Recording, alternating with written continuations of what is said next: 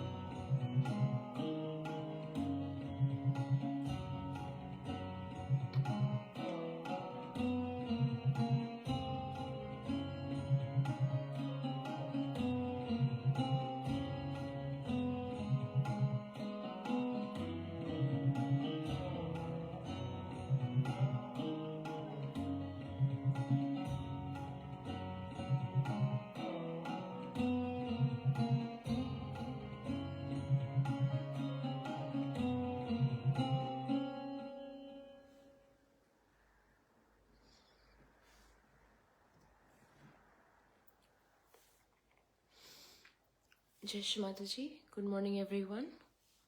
A very hearty welcome to today morning's meditation.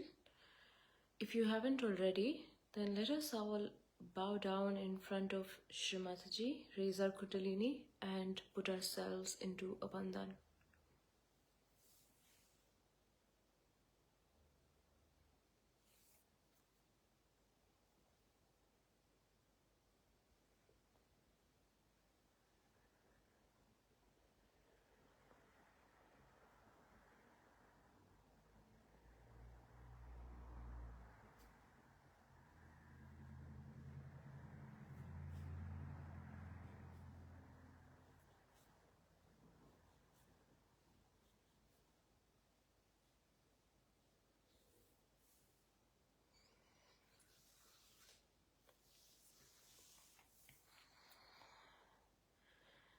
Let us begin today's meditation by taking the 3 great mantras.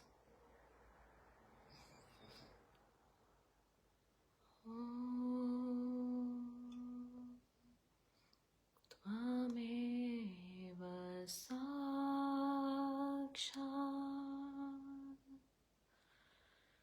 Shri Mahalakshmi Mahasaraswati Mahakali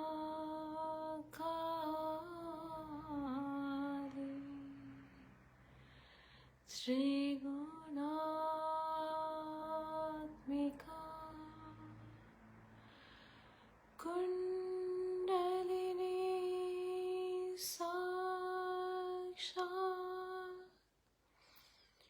Shri Adi Shakti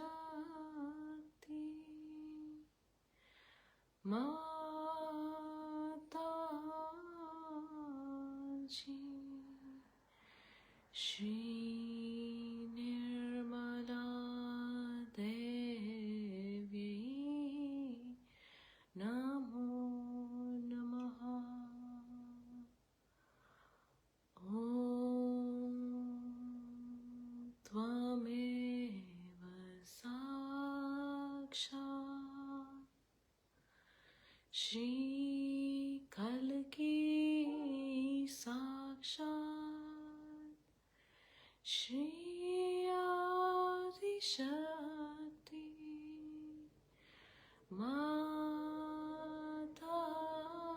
Mataji Shri Nirmala Devi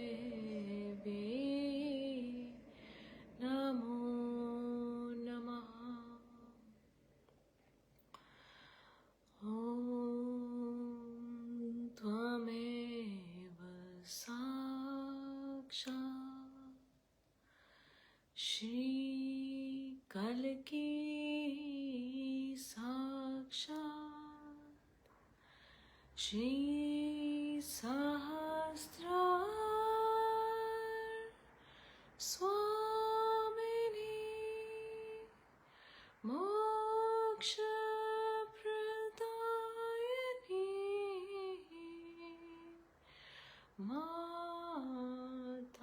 Mataji Shri Nirmala Devi Namo Namaha Shri Nirmala Devi Namo Namaha Shri Nirmala Devi Namo Namaha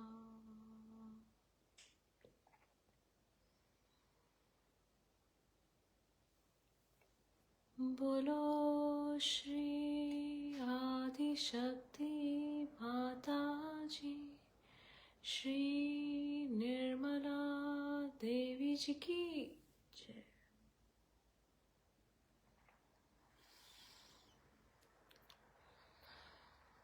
Let us also take one mantra to Shri Ganesha. Om Tvameva Sakshat Shri Ganesha Sakshat Shri Adi Shakti Mataji Shri Nirmala Devi Namo Namaha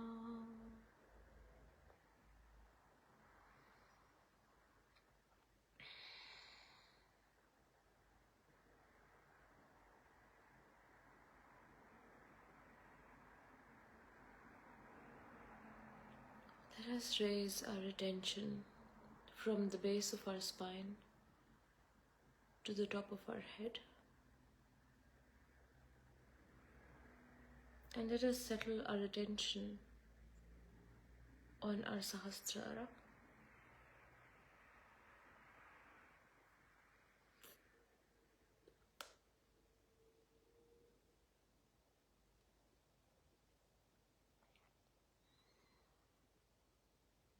Let us pray to Shri Mataji to bring us in balance. Let us pray to our Mother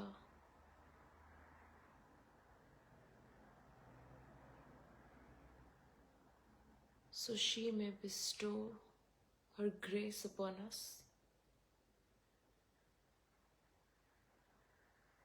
Mother, please make us humble and innocent from within.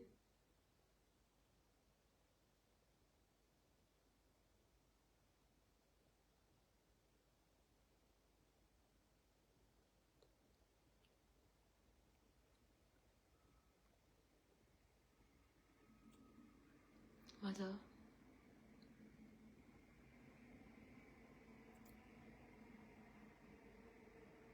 let us have wisdom from within.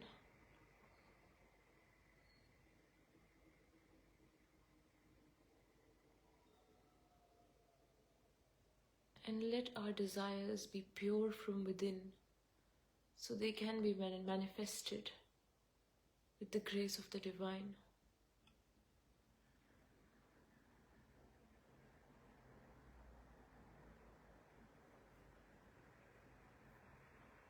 Mother, give us the determination to walk on the path of truth.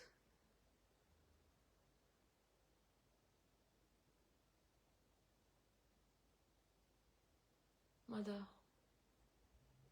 please make us satisfied from within.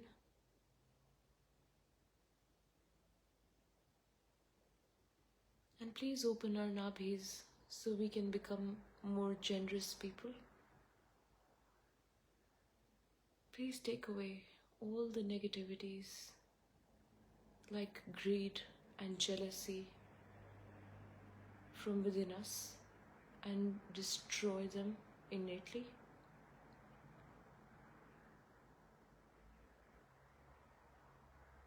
Mother, please fill our heart with love.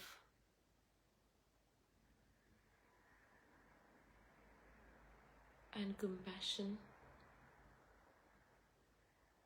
And please give us strength from within and remove all the fear, all the anxiety,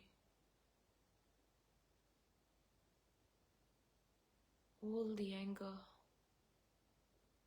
all the guilt.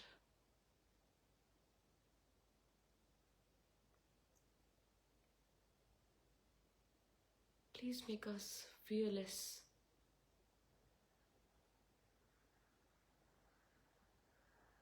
Please give sweetness in our voice so we can be true collective beings, so that we can spread the message of love, your message of compassion.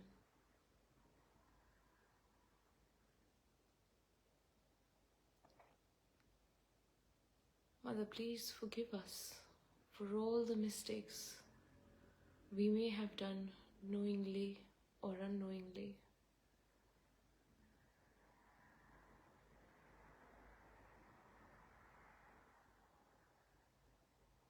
And please strengthen us from within so we can also forgive everyone.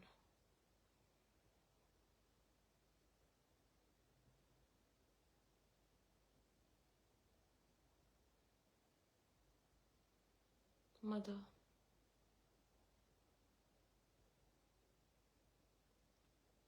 please allow us to come closer to our purpose of our being.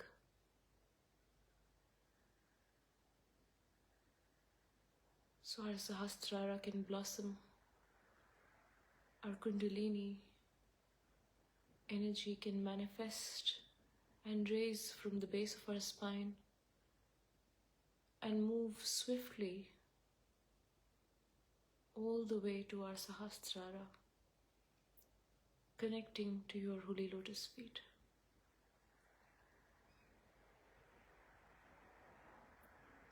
Mother, we pray that your divine love and grace may flow through our subtle bodies and connect us to your divine being. And in the process, if there are any negativities within us, please destroy them, Mother. Allow us to feel your grace on our hands in the form of divine vibrations.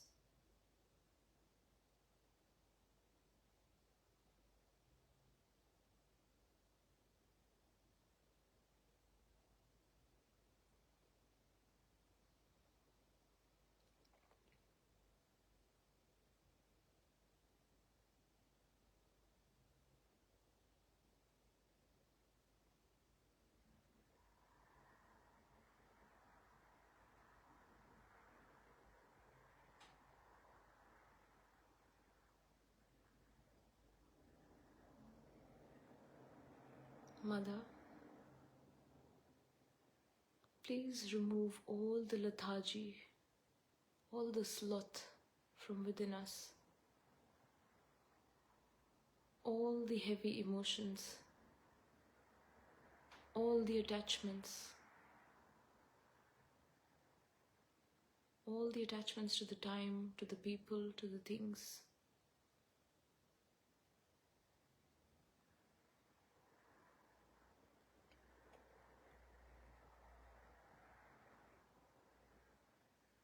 Our emotions that take us back into our past.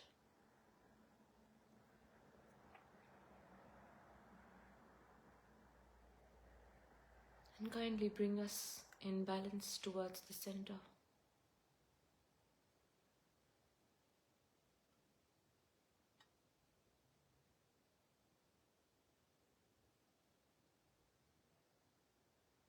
Mother, also please clear our right side. All our planning for the future, overactivity, overindulgence,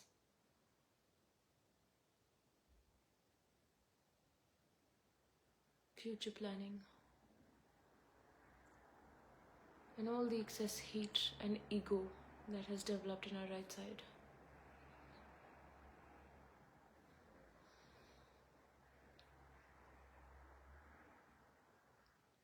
Please bring us in the present, in this very moment, in balance. Because that is the only truth. This moment, this present moment is the only truth.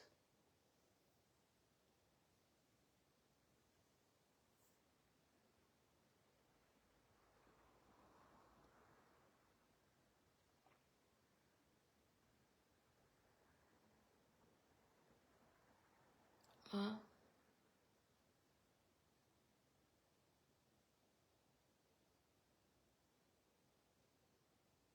कृपया हमें सत्य से साक्षात करवाएं। श्री माता जी,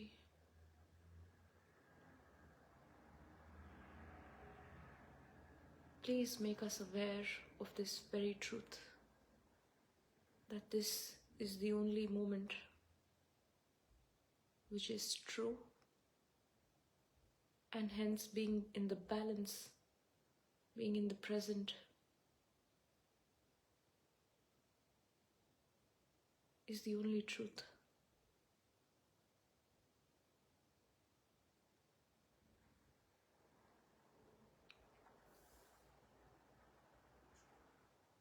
Jai Shri Mataji. Let us continue to meditate for a couple of more minutes before we listen to a talk given by Shri Mataji.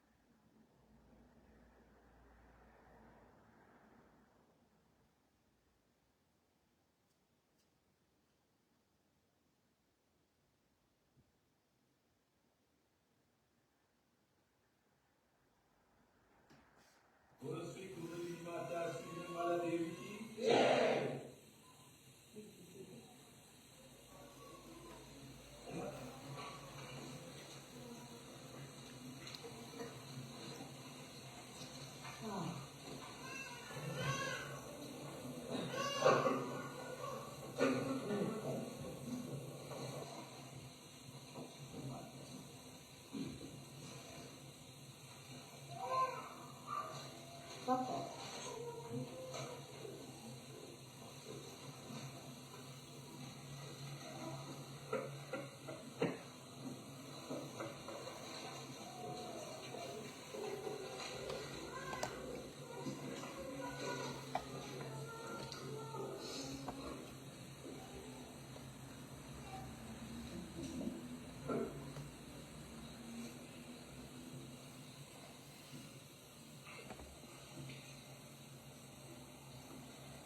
The other day, I talked to you about the importance of dedication in Sahaja Yoga and the devotion that one should have. Actually, when we are close to the mountain, we can't see much of it. And that's why we don't realize the volume that is so close to us, the greatness that is facing us.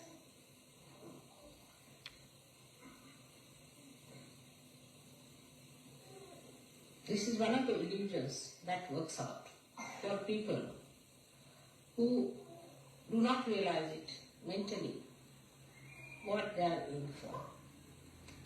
Where are they? What have they found? What is self-realization? What is its magnitude?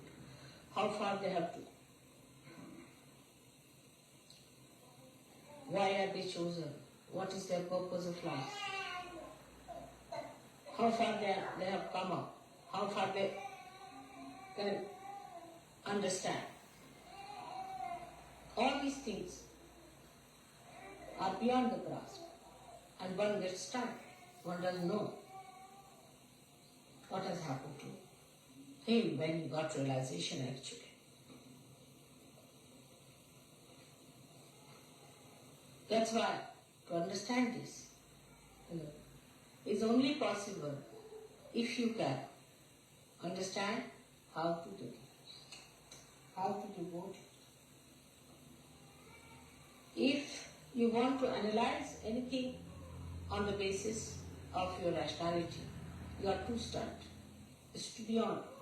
It's fantastic. It is too much. It's really beyond. Now think of it, you have got realization. Can you believe it? That you can in your lifetime. If somebody had told you this, you would never have believed. That how can you get your realization in this life? Of course you are seeking, because people are saying you have to seek, also you try to have to seek. But you never thought that this will materialize like this, that you get your realization. Then after getting realization, you could not feel what it was. As if you are dropped into the ocean and you don't know what is the dimension of this ocean. How far we have gone into? What is it? Where are we? What is our hope? To add up to all the mess, we become thoughtless. So you cannot even find out as to rationally what it is. So the immensity of this experience, the glory of your mother's coming, or the precious gift of your self-realization, nothing can be realized through your understanding. Try to think. What have you got? Can you measure it with your understanding? Can you understand what has happened? No, you cannot. Because rationality cannot give you the dimensions into which you have fallen. The rationality is actually broken. There is no rationality left now to even communicate as to what you have been seeking and where have you landed. So the only method you have got now, or only way is left to you, for a drop which has become an ocean, is to dissolve more in the ocean, so that you feel the ocean at least, and to communicate with other drops in such a way that you know the whole through all of them.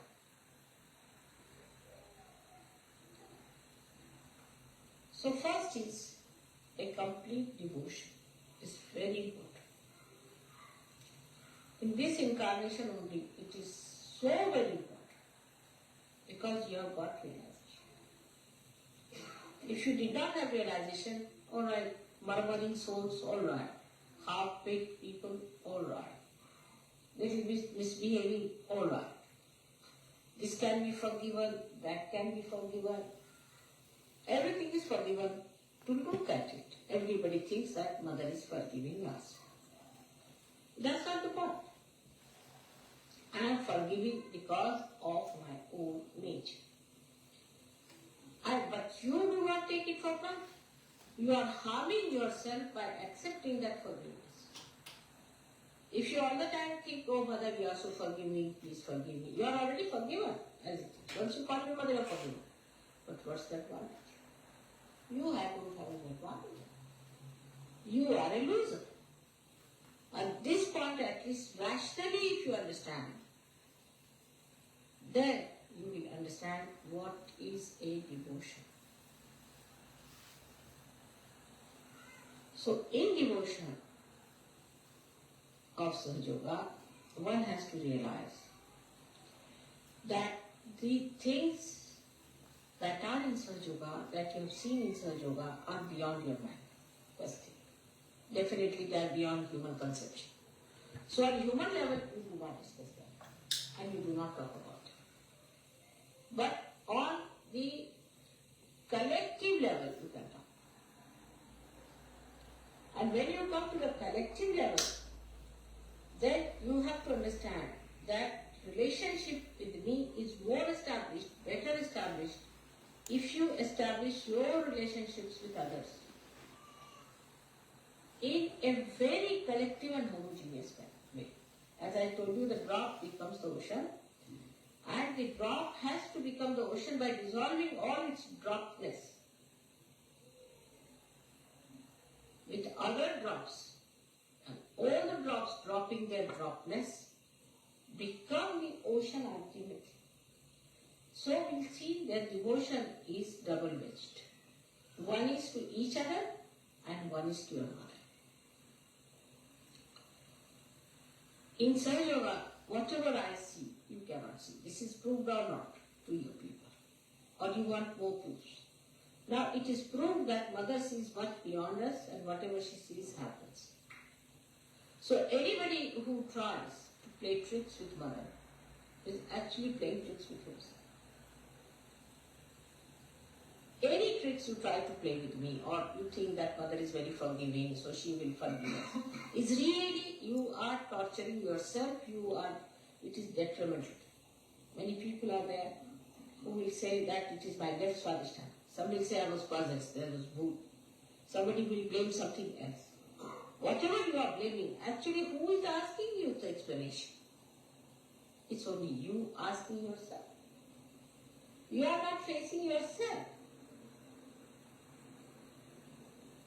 So the devotion to me means actually facing yourself. You face yourself first of all and see for yourself what are you doing. You are your own enemy. Nobody is your enemy. Your mother is not, definitely. She is not your enemy by any chance. And no booths are your enemies in the way, if you do not allow them, they can't be there. No evil person is your enemy because he cannot be effective if you are spiritually equipped. So you are your own enemy is decided. The only way to get rid of that enemy of yours, you have to delegate. Supposing you say that I have faith in Mother or in God.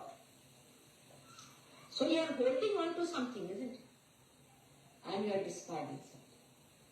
But this hold has to be very strong. Rationally, if you are at that time when you are thinking, will you rationalize whether I should hold the hand of this person who is saving is correct or not? No, your grip will be very strong. It will be extremely strong, and you grip it with full force, with full faith that some are the same. And that kind of a feeling should be within us, that who is sinking because of myself. And if I am to be saved, I have to be absolutely, completely submerged in surgery. Absolutely, I have to become one with it. Then only I can be saved.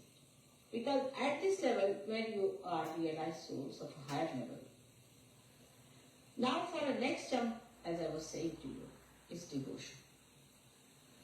Anything else has to be secondary under the circumstances. If it is primary and your attention is still on that,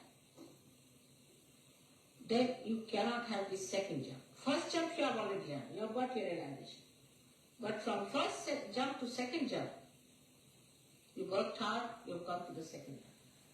In the second jump, you have to face it up. You should not feel disgusted with yourself, not dejected with yourself or nothing, but treat yourself as a separate entity.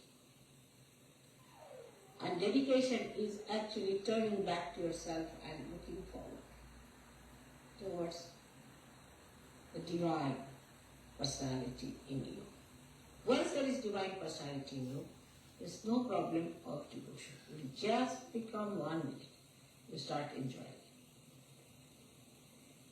But this rationality is the worst thing. That plays tricks with you, which deviates you from understanding that whatever life you have led so far has been on a very material, gross life.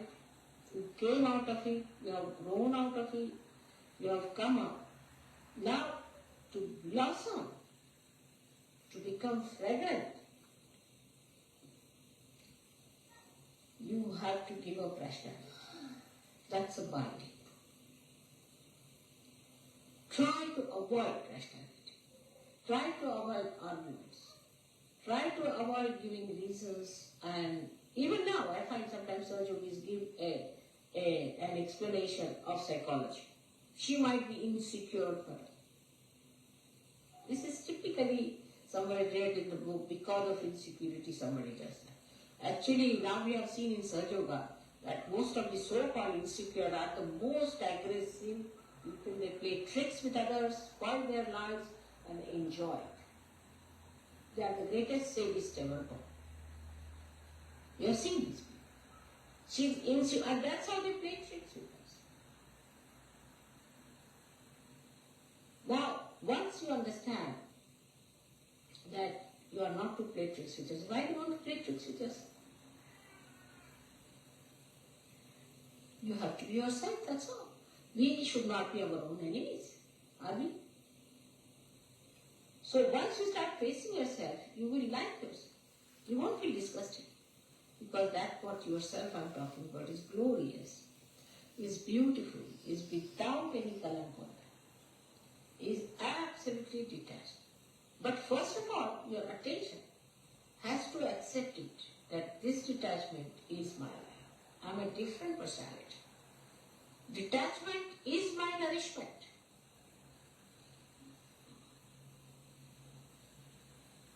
Detach yourself. One gentleman came to see me in my house. I had a very beautiful lab. And he liked it. I said, you have it?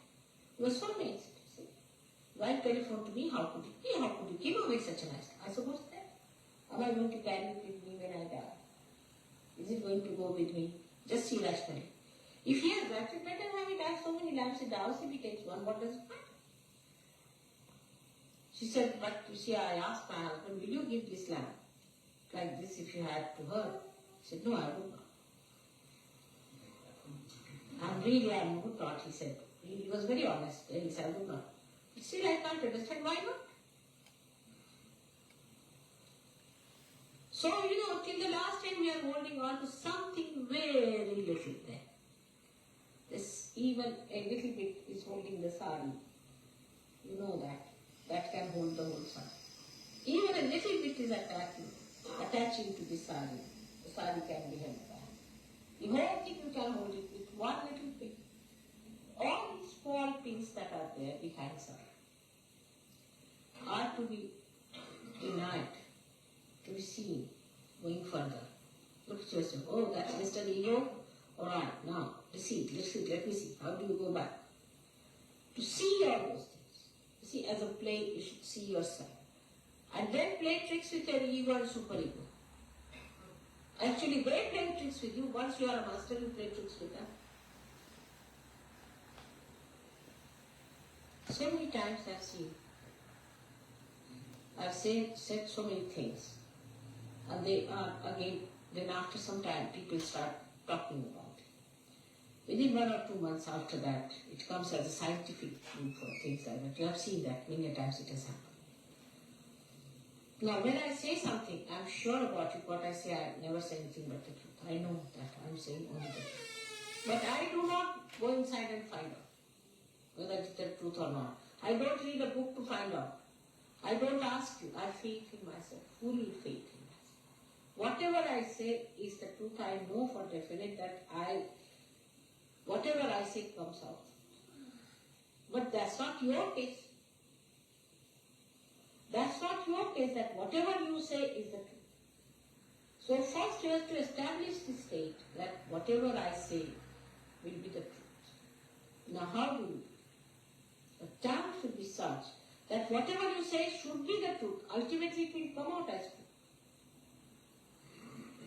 And that is why the dedication should be there. What dedication? Why should I tell lies?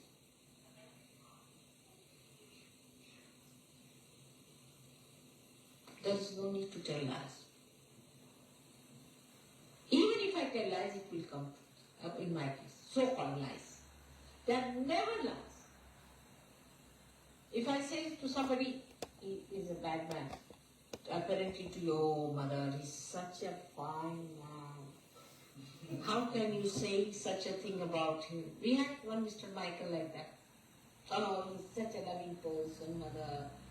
Well, somebody said, mother, are you jealous of him? Up to that extent, you know. But when he showed his real teeth, you see, then people. So, to develop that kind of understanding about the truth, first of all, you should absolutely fix yourself on the truth.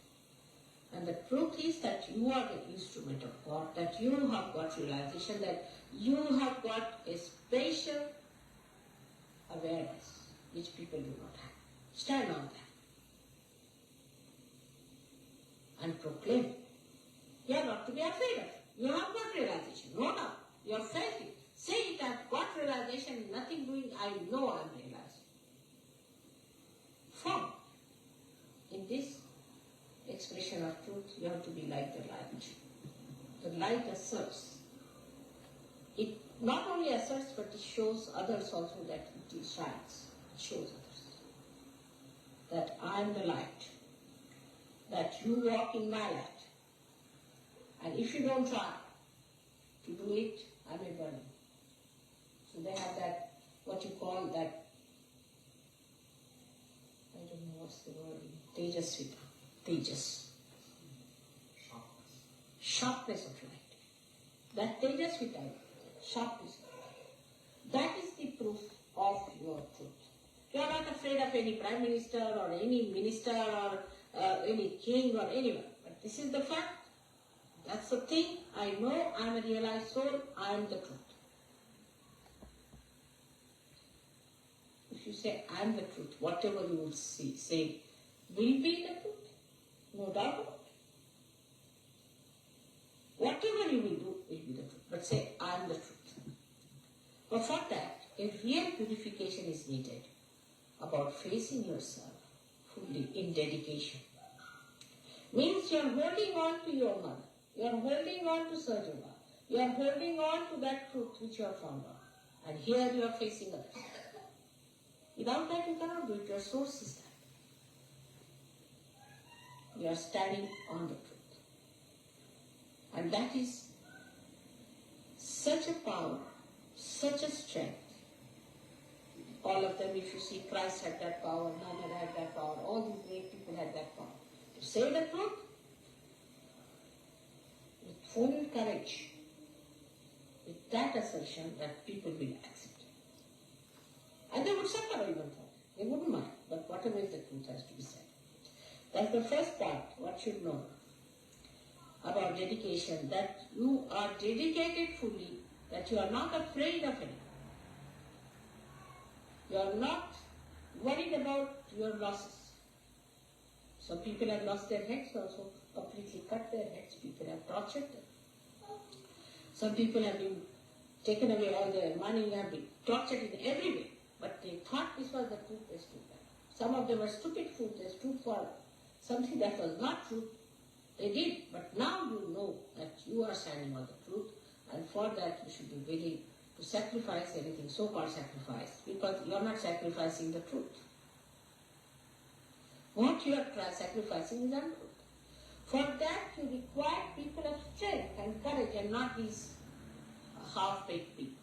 You see, the morning till evening asking for forgiveness from others. What is it? What is there to ask for forgiveness? Because I am forgiving you every moment. But what are you doing to yourself? What sort of a person you are? You think about it, that you have to stand on the truth. For that, you have to be a strong, courageous person with that sharpness, that tejasvita within you, of the light and to be born. But at the same time, you have to have complete dedication. Sometimes there is no oil in this. It will not go on. It has to have oil. It will go on. So the dedication part is the oil in it, is the attachment, complete attachment to your source. That's the dedication. But that dedication should not give you any other ideas but of a light which shines, which corrects others, guides the path of others. If that is not so, then the source that you are tapping is not coming to you fully, and that your light is not burning properly. So, into dedication when you go, you must not think that it is any surrendering, the so-called surrendering, that you become like a cabbage. That's the idea people have, that you become like cabbage. But you become dynamic. You become real power. Not of destruction, but of construction. I mean, for destruction you don't need much power. Only for construction you need power. For destruction, how much do you need? Very little. You can destroy the whole thing in no time. But for the construction, you really need power. Great power.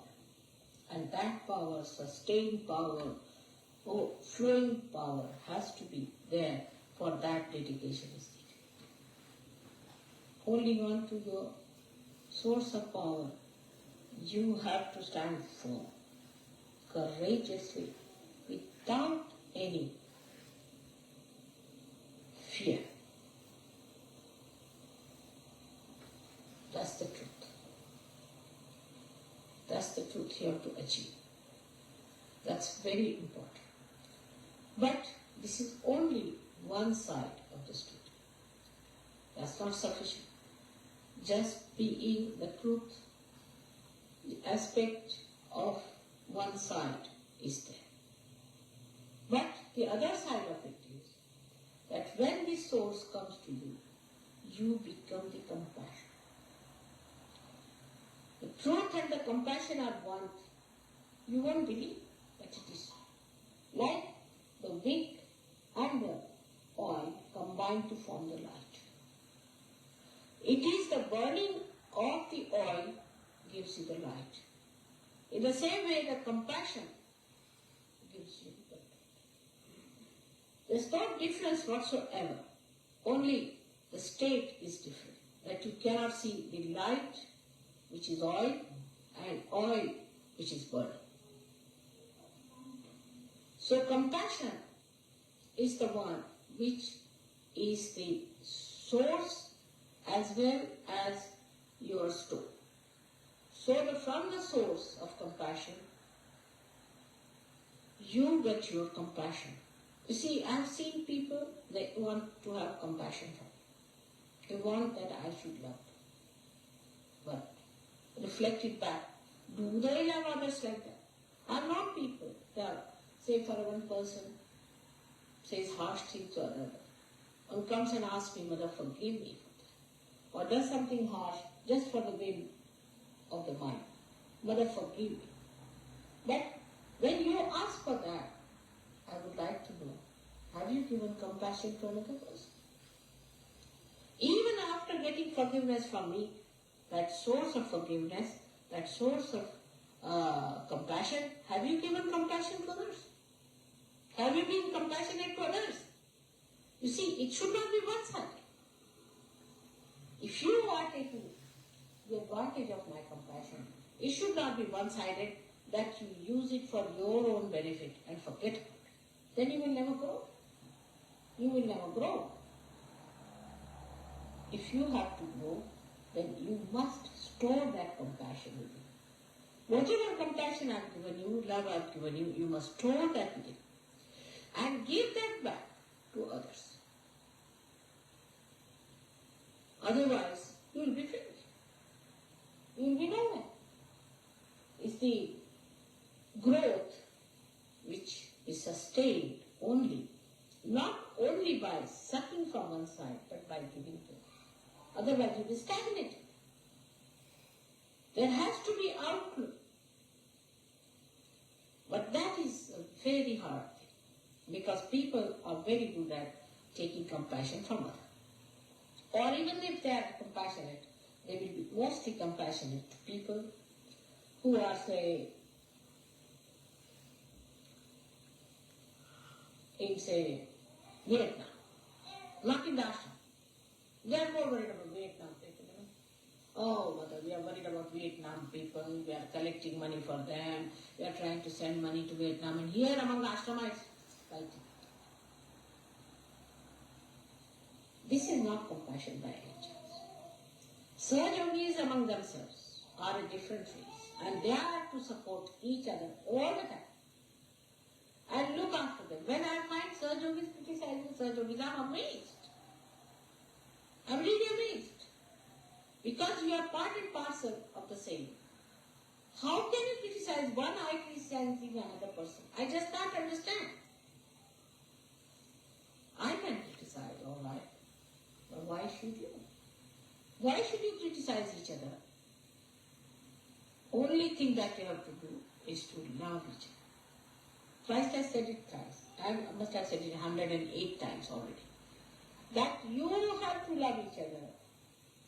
That is the only way you are expressing compassion. If I have given you any love any time, you have to have patience with others, love for others. I sometimes try to coax people, and I find that people immediately come out with some sort of a criticism of others or something like that. Now the basic thing is that our compassion, if that is flowing, then only we can get compassion from others.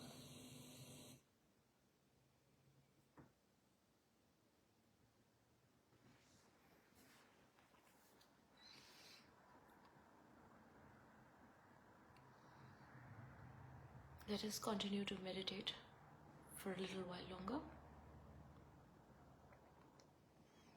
This is a beautiful talk given by Shri Mataji on dedication and devotion, and if possible, we will continue hearing it tomorrow morning as well. We can begin the same talk from where we left it today and continue listening it tomorrow morning. And if you have the desire to still continue listening to it, I will share the link below. Let us just continue to meditate for a little while longer.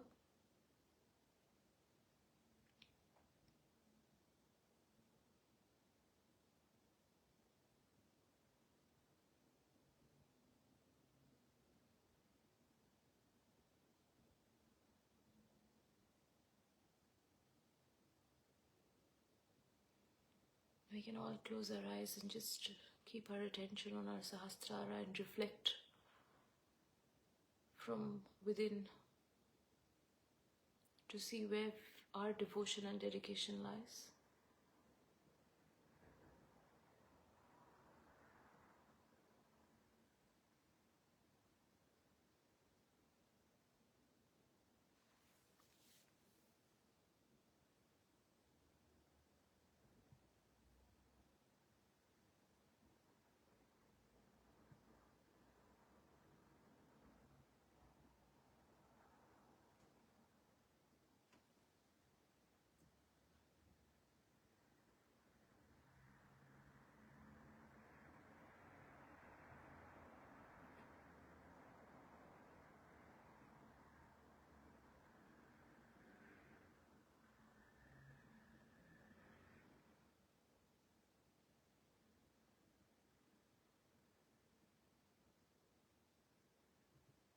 कृपया अपना चित्त स्वादिष्ठान चक्र पर स्थिर करें।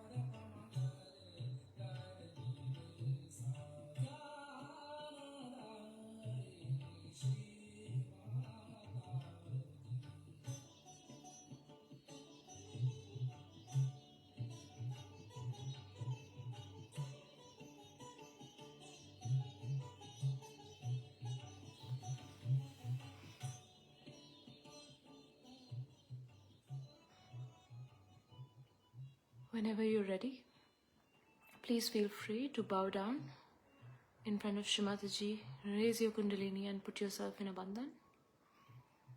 And I'll leave the music on for a little while longer.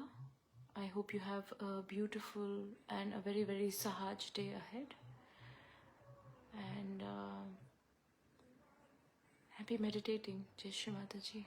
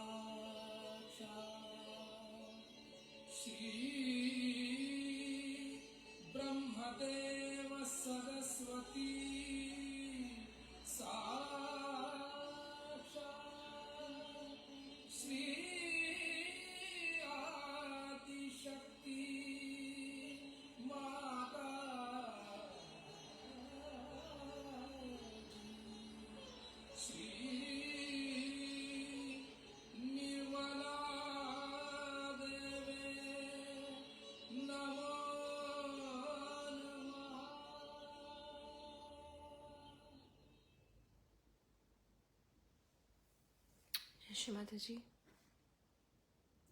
Thank you for joining this morning, and we'll see you again tomorrow morning with another meditation.